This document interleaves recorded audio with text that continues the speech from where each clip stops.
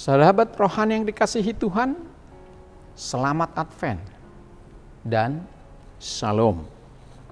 Sebelum kita memasuki renungan ini, marilah kita berdoa. Kasih karunia dan damai sejahtera dari Allah Bapa kita dan dari Tuhan Yesus Kristus menyertai kamu. Amin. Firman Tuhan renungan bagi kita pada saat ini diambil dari Lukas 11 ayat 10. Demikian dikatakan, karena setiap orang yang meminta, menerima. Dan setiap orang yang mencari, mendapat. Dan setiap orang yang mengetuk, baginya pintu dibukakan. Indah sekali firman ini. Kita ambil tema tekunlah meminta, mencari, dan mengetuk. Tuhan pasti akan mengabulkannya. Sahabat rohani yang dikasihi Tuhan Yesus Kristus, doa merupakan bagian integral dalam kehidupan orang Kristen. Tetapi yang menjadi pertanyaan sebagai orang Kristen, apakah kita telah berdoa dengan benar? Kebingungan yang sama juga dirasakan para murid-murid Tuhan Yesus. Mereka akrab dengan doa-doa Taurat yang sering diulang-ulang. Namun ketika Yesus berdoa, mereka melihat sesuatu yang berbeda. Otoritas dan kuasa ada pada diri Yesus yang belum pernah mereka lihat sebelumnya. Seolah-olah Allah langsung mendengarkan doa Tuhan Yesus. Doa Yesus penuh kuasa, penuh keajaiban. Dan begitulah dia ketika berdoa. Lalu mereka datang kepada Yesus dan berkata, Tuhan, ajari kami berdoa. Kemudian Tuhan Yesus mengajarkan doa yang kita kenal dengan doa Bapa kami. Dalam Matius 6 ayat 9 sampai 13. Doa indah ini bukan hanya doa ritual ibadah, tetapi harus dihayati sekaligus contoh bagaimana kita harus berdoa dengan benar. Doa tidak hanya sekedar menutup mata, lalu melipat tangan, tetapi kita tahu kepada siapa kita berkomunikasi, sehingga sikap dan tutur kata kita menjadi sangat penting, terutama hati kita. Doa itu bersifat dua arah antara kita dengan Tuhan, sehingga bukan hanya kita yang menyampaikan isi hati, tetapi kita juga harus memberi kesempatan kepada Tuhan untuk menyapa atau berbicara dengan kita. Maka komunikasi dua arah antara kita dengan Tuhan, itulah sesungguhnya yang terjadi dalam doa. Sahabat rohani yang dikasihi Tuhan Yesus, sepanjang hidupnya di dunia, Tuhan Yesus adalah teladan dan satu-satunya pendoa yang sempurna. Dia selalu berdoa kapanpun dan dimanapun. Sesibuk apapun, dia selalu sisihkan waktu untuk berdoa. Dan dalam kondisi tertentu, ketika dia sendirian, dia selalu menghadap Tuhan. Termasuk dalam menghadapi persoalan yang sangat berat dalam hidupnya. Di Taman Getsemane, Yesus berdoa beberapa jam sebelum penangkapan, penyiksaan, kematian, dan penyalibannya. Apa doa terakhir Tuhan Yesus? Sekali lagi Yesus berdoa. Setelah disampaikan semua perasaannya. Jika boleh, lewatkanlah cawan ini Tuhan. Salib, kematian. Kalau boleh, artinya bahwa cawan di sini penderitaan yang tidak bisa dia pikul sendirian dan tidak bisa dia terima sendirian. Tapi akhirnya dia berkata, tetapi bukan kehendakku Bapa, jadilah kehendakmu. Doa inilah yang membuat Yesus sanggup menghadapi salib, bahkan kematian, oleh karena dia menyerahkannya sesuai dengan kehendak Bapa di surga. Sahabat rohani yang dikasihi Tuhan, bagi kita orang Kristen, doa merupakan bentuk persekutuan dengan Tuhan secara pribadi, secara komunal, dan juga secara bersama-sama Martin Luther berkata, menjadi orang Kristen tanpa doa sama seperti hidup tanpa bernafas. Artinya bahwa doa adalah nafas kehidupan rohani kita.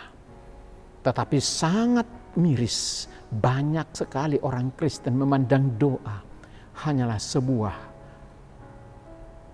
mekanisme pelarian atau jalan terakhir dari berbagai pergumulan hidupnya.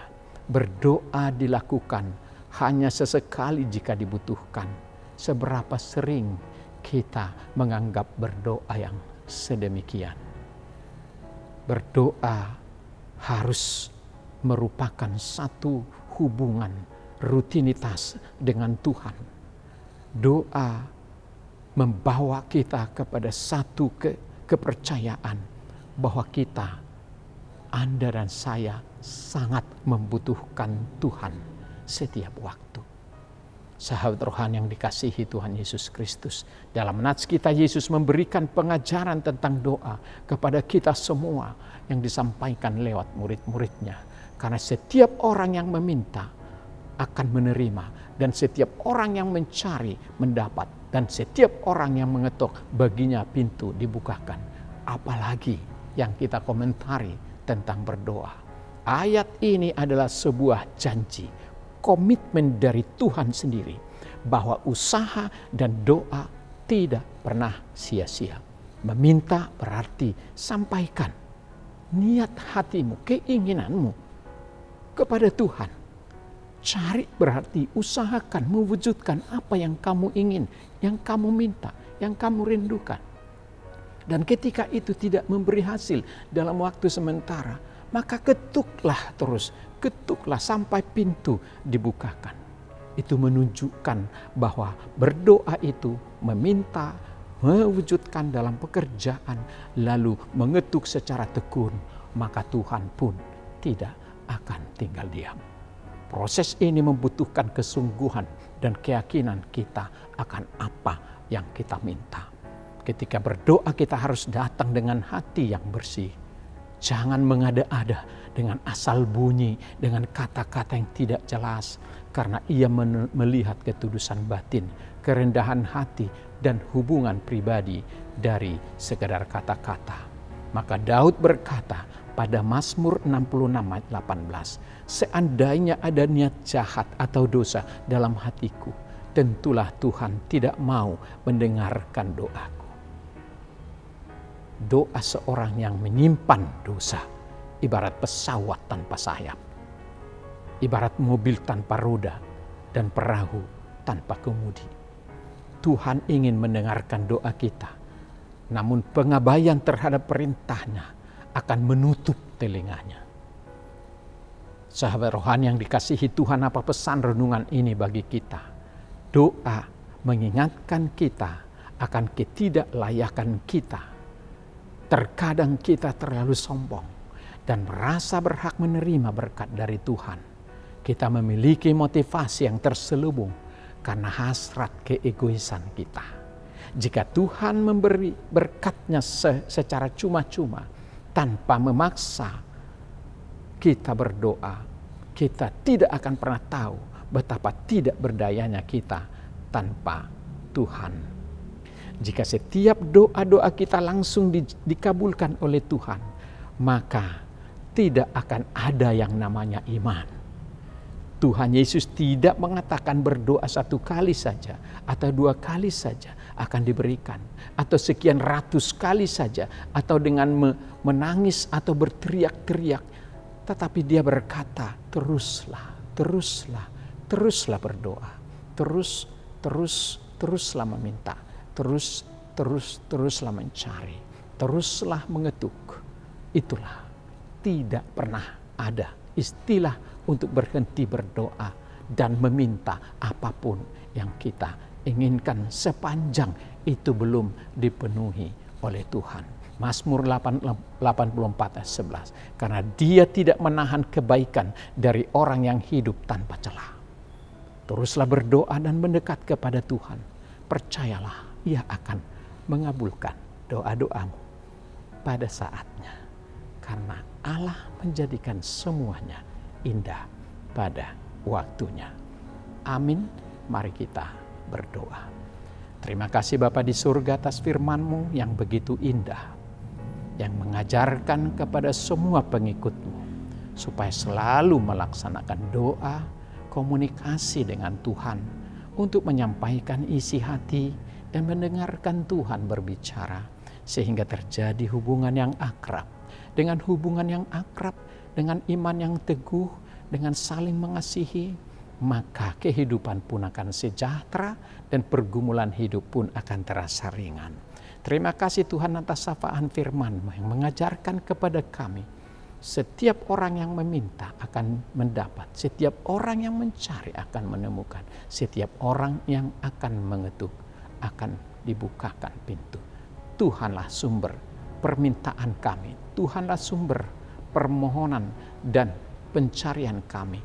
Tuhanlah yang akan membukakan segala pintu-pintu atas kemana kami harus masuk, kemana kami harus berjalan, kemana kami harus menemukan pintu. Dan gudang di dalam pintu itu adalah berkat-berkat Tuhan yang sungguh sangat banyak. Disitulah Allah, Tuhan Yesus Kristus dan Roh Kudus melihat sesuai dengan kebutuhan dan keperluan kami. Terima kasih Tuhan atas janji-Mu, maka kami akan selalu berkomunikasi, menyampaikan segala niat kami kepadamu, karena Tuhanlah yang menentukan, manusia merencanakan, Tuhan yang menentukan. Berkati kami hari ini bersama anak-anak kami, cucu-cucu kami dalam aktivitas, dalam pekerjaan, dalam hal apapun.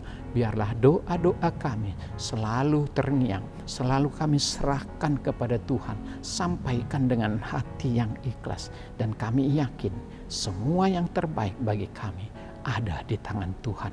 Dan Tuhan akan memberikan semuanya indah pada waktunya. Berkati kami hari ini, dan biarlah kasih-Mu menaungi kami, agar kami selalu berjalan seturut kehendak-Mu.